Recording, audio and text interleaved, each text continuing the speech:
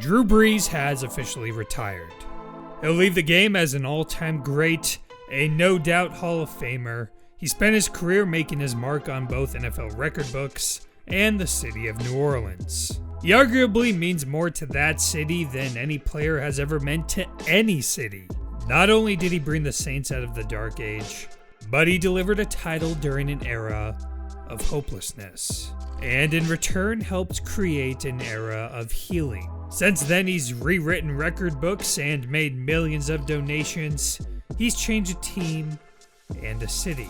Today, we only see Brees as New Orleans and New Orleans as Brees.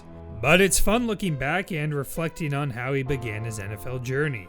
The Chargers drafted Brees in the first round of the 2001 draft. He took things over a year later, but in 2004, San Diego traded for Phillip Rivers' draft rights. That competition was actually good for Brees, as he had his best year yet. His Chargers days, though, would end with a shoulder injury that some believed could send his career down the toilet. So with Rivers taking the reins in San Diego, Brees ended up signing a big deal with the Saints, a franchise who hadn't made the playoffs in 5 years. I guess it's fitting that those two quarterbacks would retire this same year. And back then it was fitting that Brees, coming off a crippling injury, would be joining a city facing its darkest hour. In 2005, Hurricane Katrina had done a colossal number on the city, both mentally and physically. Almost 2,000 people died and hundreds of thousands of people were forced to flee from their homes. With that began a rebuild, a restoration of the city, and a reconstruction of a bottom feeder team. Two efforts that were expected to take years. Once Brees had signed in 2006, he immediately contributed to the rebuild effort, helping renovate schools, build playgrounds, and contribute to children's hospitals. His efforts were so meaningful that he was named the Payton Man of Year. Maybe more than anything though, he gave the city a sense of hope. The Saints were no longer that 3-13 team without a home. In his first season playing in the same stadium that sheltered victims of Katrina, Brees led the team to its first ever NFC Championship game. He was also named a first-team All-Pro for the first time in his career. 2 years later, Brees became the second quarterback to ever throw for 5,000 yards in a season, a stunt only Dan Marino had pulled off before.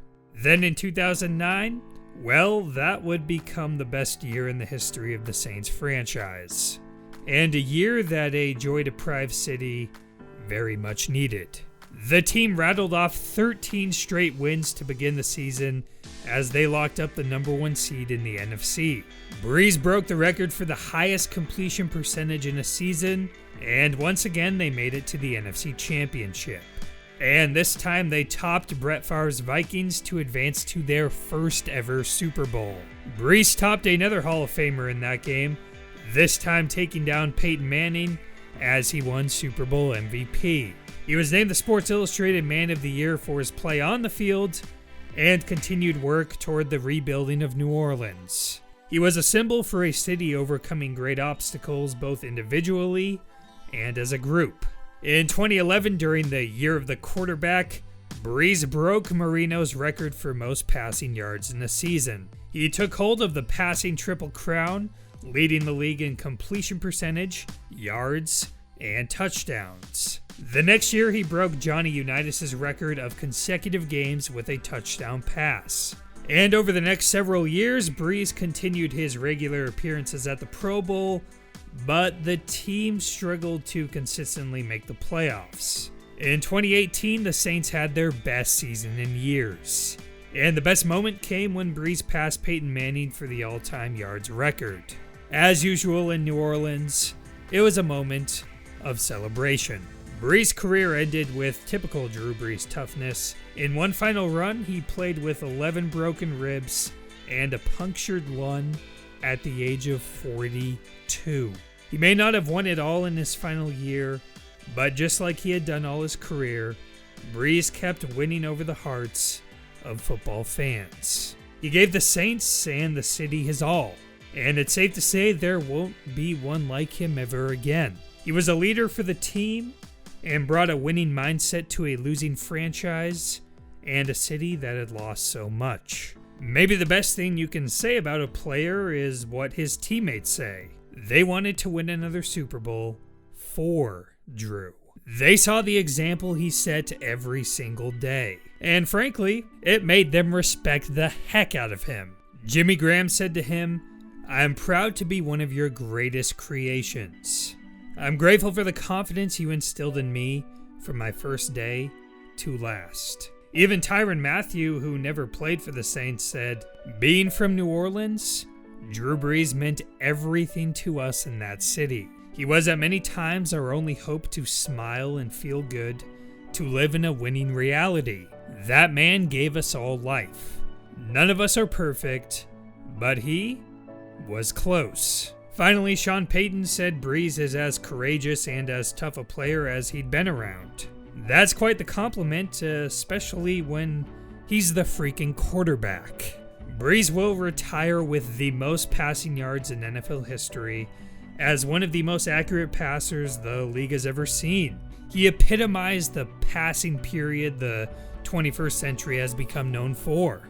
In a partnership with Sean Payton, he racked up 5,000-yard seasons like they were 4,000-yard seasons. He upped the meaning on what it means to be a great passer, and changed the meaning for what it means to be a Saints fan.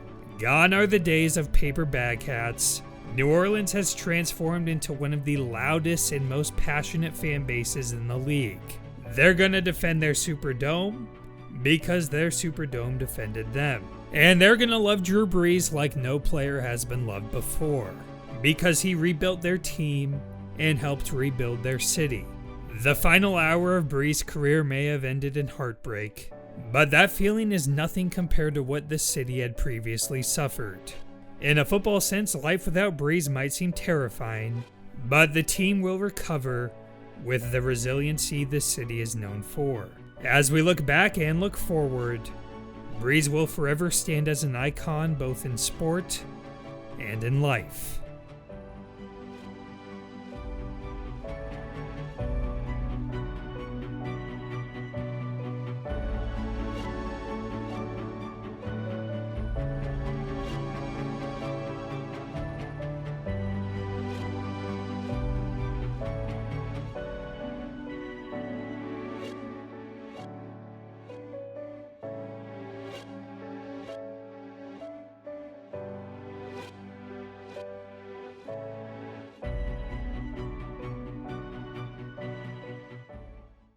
Who da? Drew Brees! Oh, yeah.